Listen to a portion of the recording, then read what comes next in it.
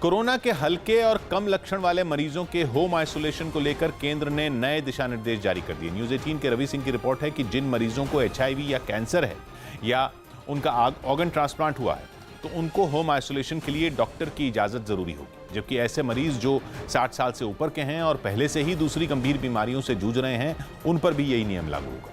Home isolation में रहने वालों के लिए ट्रिपल लेयर मास्क पहनना और 8 घंटे पर इसको बदलना जरूरी किया गया है। ये नहीं, जिस वक्त उनकी देखभाल करने वाले कमरे में आएंगे उस दौरान दोनों को N95 मास्क पहनना होगा। साथ ही रोजाना हर 4 घंटे पर बुखार मापना, 2 बार गर्म पानी से गरारे करना और भाप लेने की सलाह दी गई है। लेकिन इस दौरान अगर सांस लेने में तकलीफ, सीने में दर्द या ऑक्सीजन का लेवल 94% से नीचे जाने पर डॉक्टरों से सलाह लेने के लिए भी कहा गया है। दिल्ली के उप मुख्यमंत्री मनीष सिसोदिया ने केंद्रीय मंत्री पीयूष गोयल को एक खत लिखा जिसमें उन्होंने दिल्ली के लिए ऑक्सीजन कोटा बढ़ाने की मांग की। सिसोदिया ने पीयूष गोयल से 490 मीट्रिक टन से बढ़ाकर 976 मीट्रिक टन ऑक्सीजन देने की अपील की है।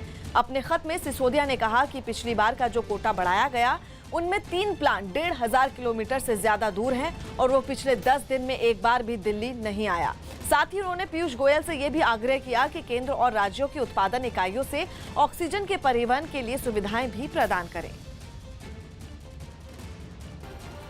अमेरिका के शिकागो से पुलिस की जानलेवा फायरिंग का एक और वीडियो सामने आया। पुलिस का निशाना बनने 22 साल के लड़के का यह वीडियो 31 मार्च का है, जिसे करीब 1 महीने बाद जारी किया गया, जिसमें एक पुलिस वाला रात के अंधेरे में उसको दौड़ाता नजर आया। इस दौरान उसने लड़के से पिस्तौल छोड़ने को कहा, लेकिन जब वो नहीं माना तो बिना वक्त गंवाए पुलिस वाले ने उस पर गोली चला दी। पुलिस की गोली खाकर जमीन पर गिरा लड़का उससे पूछता रहा कि आखिर उसने गोली क्यों चलाई, जिस पर पुलिस वाले ने उसके पास पिस्तौल होने की दलील दी। हालांकि पुलिस के शरीर पर लगे कैमरे में रिकॉर्ड हुई तस्वीरों में पिस्तौल नजर नहीं आई, लेकिन ये पूरी घटना वहां एक घर के बाहर लगे CCTV कैमरे में भी रिकॉर्ड हुई, जिसमें आगे आगे भागते लड़के पर पुलिस वाला पीछे से गोली चलाता दिखा और पुलिस की गोली खाते ही वो लड़खड़ाकर गिर गया। इसी दौरान वो अपने हाथ से एक छोटी सी पिस्तौल फेंकता नजर आया जो वहीं घर की सीढ़ी के बगल में जा गिरी। इन्हीं तस्वीरों ने उसके हाथ में पिस्तौल होने की तस्दीक कर दी। इतना ही नहीं, तस्वीरों में 2 पुलिस वालों से घिरे लड़के के बाएं घुटने के ऊपर गोली लगने से हुआ जख्म और उससे बहता खून भी साफ नजर आया।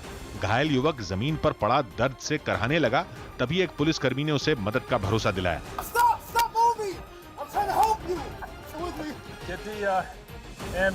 बताया गया कि वक्त रहते एम्बुलेंस बुलाकर पुलिस वालों ने लड़के की जान बचा ली।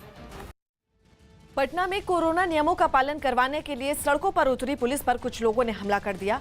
बताया गया कि पुलिस ने वहां मास्क ना पहनने वाले कुछ लोगों को रोका और उनसे पूछताछ की थी, जिस पर कुछ लोग भड़क गए और उनके पुलिस वालों के साथ बहस शुरू हो गई। थोड़ी ही देर में अचानक भीड़ ने वहां खड़े दरोगा और बाकी पुलिस वालों पर हमला कर दिया।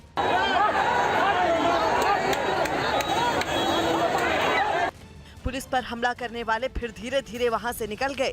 हमले के बाद जब पुलिस के जवान संभले तो उन्होंने भी लाठीचार्ज करते हुए लोगों को वहां से खदेड़ दिया। इससे पहले बीच सड़क पर पुलिस के साथ भीड़ में कुछ लोगों की बहुत देर तक बहस होती रही। कई बार भीड़ ने पुलिस वालों पर हमले की कोशिश भी की।